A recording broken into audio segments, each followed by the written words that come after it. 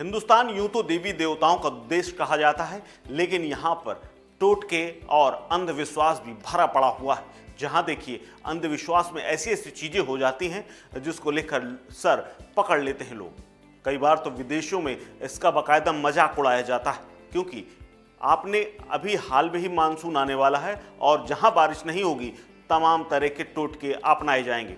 ऐसे ही टोटकों की शुरुआत हो चुकी है। आपने पहले भी बारिश के लिए इंद्रदेव को खुश करने के लिए तमाम तरह के टोटके, परंपराएं और तमाम बातें सुनी होंगी। कई जगह यज्ञ होता है, कहीं गांवों में नृत्य किया जाता है, लेकिन कर्नाटक के मांड्या जिले में तो हद ही पार कर दी गई। यहाँ पर अनोखी परंपरा को एक बार फिर से दोहराया गया है, जिसमें शिकार बने हैं दो नाबालिग लड़के। जी हाँ, दोनों नाबालिग लड़कों की शादी करा दी गई, यानी 7 जन्मों का बंधन बांध दिया गया है। हालांकि ये एक प्रतीकात्मक आयोजन रहा, लेकिन पूरे आयोजन को पारंपरिक ढंग से अपनाया गया और लड़कों ने एक दूसरे को बाकायदा दूल्हा दुल्हन की तरह लिबास में तैयार होने के बाद जयमाल कराए और पूरा गांव इस घटना का गवाह बन गया। इस दौरान दोनों लड़कों के साथ मंत्रोच्चार के अलावा बाकी सब कुछ वो हुआ जो सामान्य शादी पे होता है।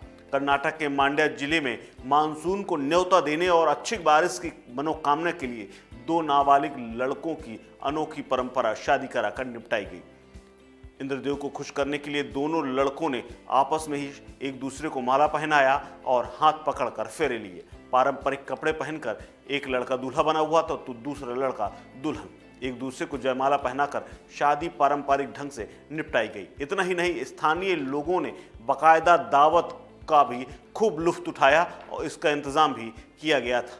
मामला मांड्या जिले के कृष्णराजपेट तालुका के गंगेल गांव का है, जहां पर हर साल अच्छी बारिश होती है, लेकिन कोई ना कोई टोटका अपनाया जाता। बताया जा रहा है कि बीते 2-3 सालों से यहाँ पर अच्छी बारिश नहीं हो रही थी, इसीलिए इस बार ज़्यादा बारिश की मनोकामना करते हुए ये टोटका किया गया है। ऐसे में बारिश के देवताओं को खुश करने के लिए, क्षेत्र में बारिश को लाने के लिए पुरानी परंपराओं का सहारा लिया जा रहा है। गांव वालों ने यह बताया कि परंपरा का पालन करते हुए पारंपरिक पोशाक में 2 लड़कों को, एक को दूल्हा एक को दुल्हन की तरह तैयार किया गया। हालांकि सब कुछ प्रतीकात्मक था। आपको बता दें कि ये कोई पहली बार कर्नाटक के मांड्या जिले में नहीं हुआ है। इससे पहले भी इंद्रदेव को प्रसन्न करने के लिए कई तरह की बातें आजमाई गई। इसके अलावा 2 पुरुषों की शादी भी बेंगलोर में कराई गई थी साल 2017 में, और ऐसी ही शादी 2 युवकों की इंदौर में भी रचाई गई थी, जहां पर बाद में अच्छी बारिश हुई थी,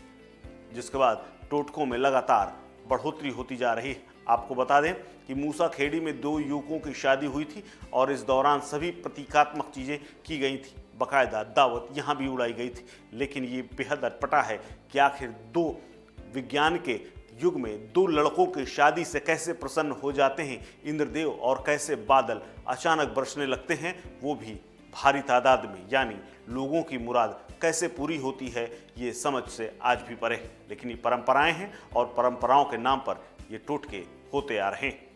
इस खबर में फिलहाल इतना ही। अपडेट्स के लिए बने रहिए वन इंडिया हिंदी के साथ। नमस्कार।